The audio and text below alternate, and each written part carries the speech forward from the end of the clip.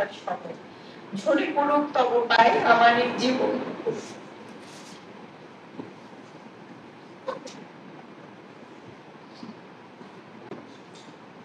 আপনারা সবাই ভালো থাকবেন, সুস্থ থাকবেন।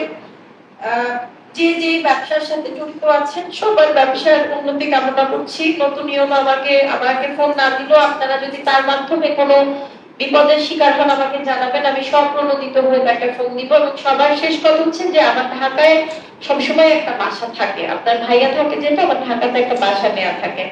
যে যে প্রয়োজনেই যান, নিজের আত্মীয়র বাসায় যদি ওঠেন আমাকেও নিজের পরম আত্মীয় মনে করে আমার বাসায় যাবেন। আমি চলে যাব কিন্তু আরো বেশি সম্পৃক্ত হয়ে আমি আপনাদের সাথে থাকবো, এটাই আমার কামনা। আপনারা সবাই ভালো থাকবেন, আমার বাচ্চাদের জন্য দোয়া করবেন, আমার পরিবারের জন্য দোয়া করবেন এবং সর্বোপরি আমি একটা ক্লিন ইমেজের মানুষ হিসেবে থাকতে চাই, এটার জন্য দোয়া করবেন। কারণে আমি গরিব মানুষদের হেল্প করেছি যে তারা না পারে চেয়ারম্যানদের কাছে সুরাহাত চাইতে, না চাইতে পারে থানায়, এদের যাওয়ার জায়গাটা নাই। আপনারা পসিবল হলে এই গরিব মানুষগুলোকে সাহায্য করেন। আর আমি সৎ এটা আমি বলবো না, অফিস চালানোর জন্য যতটুকু অসৎ হওয়ার দরকার ছিল আমি ততটুকুই অসৎ হয়েছি। যে অসৎটা আমার অফিসের ডেকোরাম মেইনটেইন করতে। আমি মানবিক, আমি ঠিক আছে, কিন্তু আমি বলবো না যে আমি সৎ। অনেক সময় অনেক জায়গায় অনেক কিছু হয় আমি জানি, কিন্তু আমি সেটাই বাগড়া দিতে পারি না বা দেই না। কারণ হচ্ছে কি আমি সবার সাথে সমানভাবে ঝামেলা করলে আমি নিজেই ওর উপরে টিকতে পারবো না। বাট একটা অ্যালিগেশন আমার এগেইনস্টে উঠেছে, আমি একটু এটাও ক্লিয়ার করে দেই যে শুভ সন্ধ্যা সমুদ্র সৈকতে আমার অনেক জমি আছে নামে বেনামে।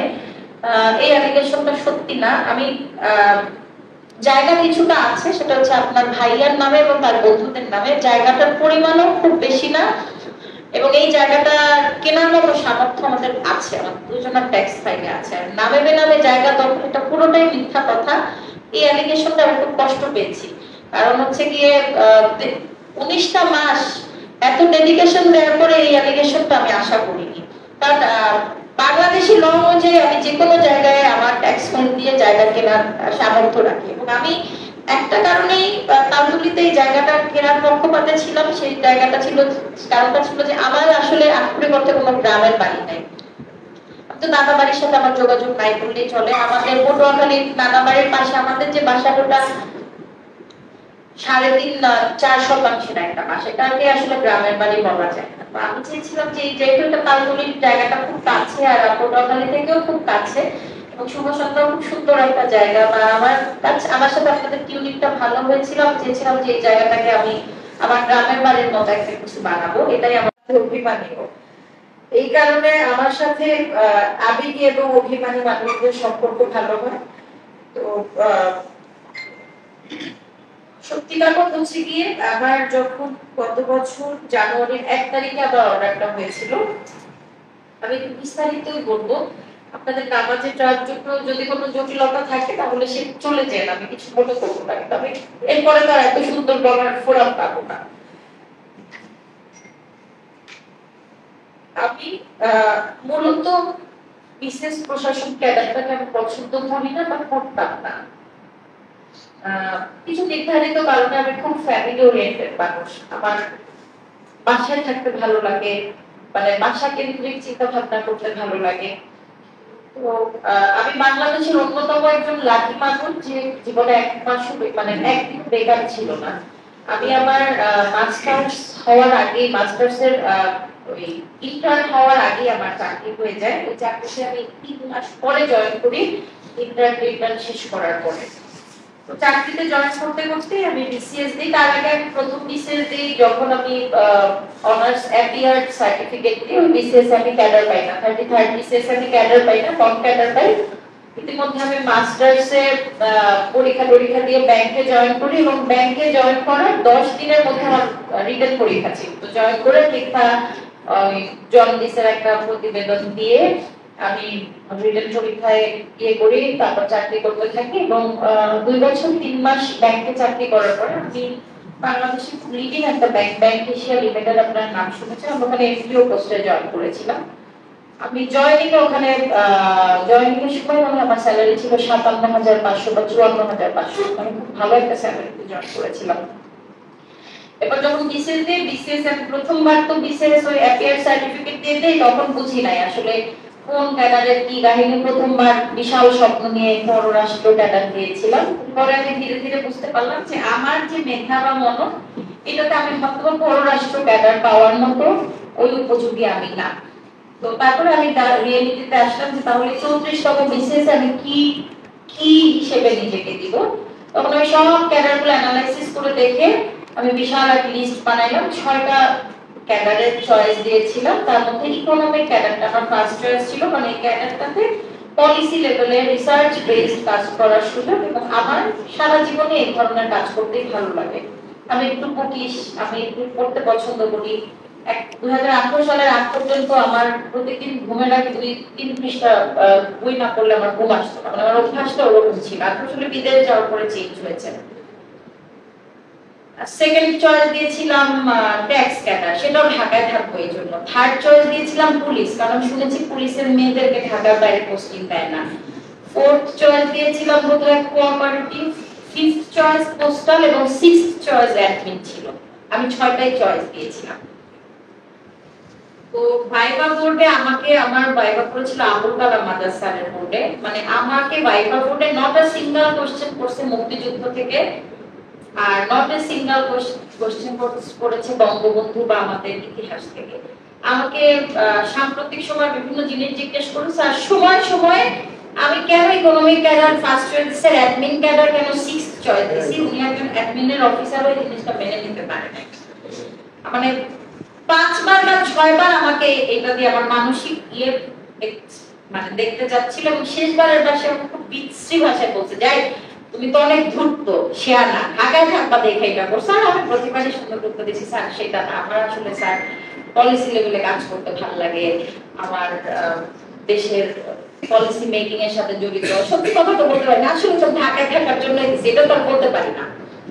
যাই হোক, ওই ভাইভাটা আমাকে খুব গুরুত্বপূর্ণ কিছু প্রশ্ন করেনি, এর যে অনেক বেটার ভাইভা আমি 30 দিয়েছি। আমি ক্যাডার পাবো এই আশা আমার ছিল না, আবার একই সাথে আমার হতাশাও কাজ করেনি, কারণ তখন অলরেডি অনেক ভালো স্যালারিতে আমি অলরেডি পোস্টেড। আমার সাথে সব আমার ব্যাচমেট যারা এখনো ওই ব্যাংকের বিভিন্ন জায়গায় 2-3টা ডেজিগনেশন নিয়ে গেছে, সবাই এখন 3 লাখের উপরে স্যালারি পায়, সবাই। প্রত্যেকে ঢাকায় বাড়ি গাড়ি দুইটাই আছে, কারণ ব্যাংক কিন্তু 2 বছর পর পর শিফট করা মানে একটা করে পোস্টিং।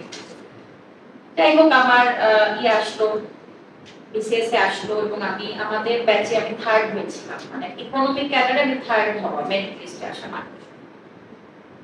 তখন আমি ম্যানেজার স্যারকে বললাম যে স্যার, আমি বেশি দিন তো আর সময় নাই, 1-2 মাস সময় আছে, আমি 1 মাস আগে আমি চাকরি, পুরো চাকরি করে চাকরি ছাড়বা কি করতে। সে আমাকে চাকরি ছাড়তে দিল না, এবং আমি হচ্ছে 30শে মে চাকরি ছেড়ে 1 জুন 31 মে মাস 31শে, মানে 31শে মে চাকরি ছেড়ে পরের 1 জুন আমি চাকরিতে জয়েন করছি। আমি ওখানে ব্যাংকেও আমার খুব ভালো একটা পরিবার ছিল, প্রচুর কাজের প্রেশার, প্রচুর কিছু। আমরা মানে আমি পৃথিবীর অন্যতম লাকি মানুষ যার, আমার মনে হয় সার্কেল, আপনাদের শহর যদি ধরে আমার সার্কেল আছে কম করে 50টা সার্কেল আছে, এবং আমি সব সার্কেলেই সমান জনপ্রিয়, সব সার্কেলের সাথে আমার হৃদ্যতা বেশি, আমি মানুষটাই এরকম। এটাকে যদি আপনারা আমার মানবিক দিক বলেন, মানবিক দিক, ইউনোর চেয়ারে বসে আমি বুঝেছি এতটা মানবিক হওয়া ভালো না যতটা মানবিক এখন কষ্ট পেতে হয়। আমি যতটা না কষ্ট পাচ্ছি তার চেয়ে 1000 গুণ কষ্ট আপনারা পাচ্ছেন। তো এতটা মানবিক আসলে ইউনোর চেয়ার হওয়া উচিত না, এটা আমার দুর্বলতা। তবে কয়েকটা জিনিস আমি একটু আপনাদের কাছে ক্ল্যারিফাই করে যেতে চাই। এটা হচ্ছে গিয়ে আমার জন্য না, আমার পরে চেয়ারটা যারা বসবে তাদের জন্য। আমি তালতুলি আসা অবধি আমি শুনেছি আমার আগের 2-3 জন ইউনো কিন্তু তালতুলিতে পানিশমেন্ট পোস্টিং এসেছিল। আমি তালতুলিতে পানিশমেন্ট পোস্টিং এ আসিনি, আমাকে ঝালকাঠি দিতে চেয়েছিল। তো আমি ঝালকাঠি, মানে আমার সদর উপজেলা আমার খুব অপছন্দ, তখন আমি রিকোয়েস্ট করে তালতুলি আসছি। তালতুলি তখন আমি জানতাম না যে তালতুলিতে জায়গা জমি বা তাপ বিদ্যুৎ কেন্দ্রের মতো একটা ফোড়া আছে, এটা জানলে হয়তো আমি আসতাম না, সদরে মেনে নিতাম। আমার সদর উপজেলা বিরক্ত লাগে, কারণ সদরের ইউনো হয়েছে 4 নাম্বার এডিসি, যায় সারাক্ষণ ডিসি অফিসে বসে থাকতে হয়, এটা আমার ভালো লাগে না। তো এটা বলে আমি আসছি।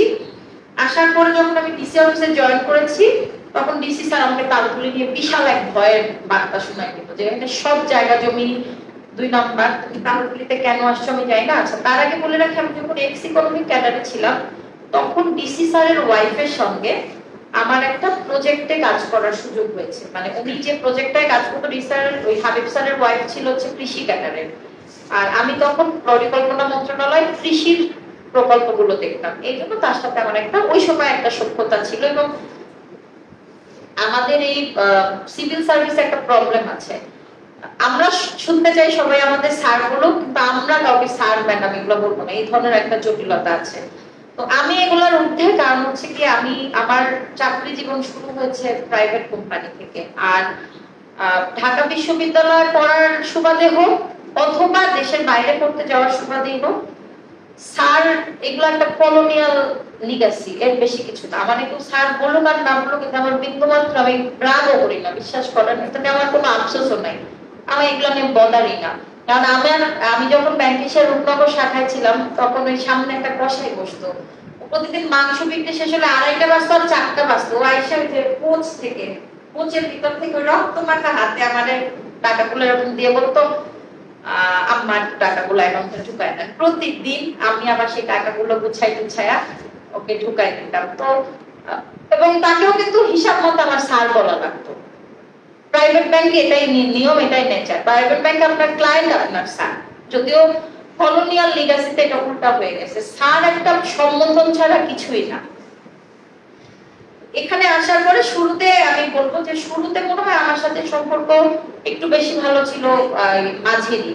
আর আপনারা সবাই খুব স্বাভাবিকভাবেই সাদিক তানভীর স্যারের সাথে আপনারা ভিডিও করেন, অসুবিধা নেই, কিন্তু সবকিছু প্রকাশ করেন না।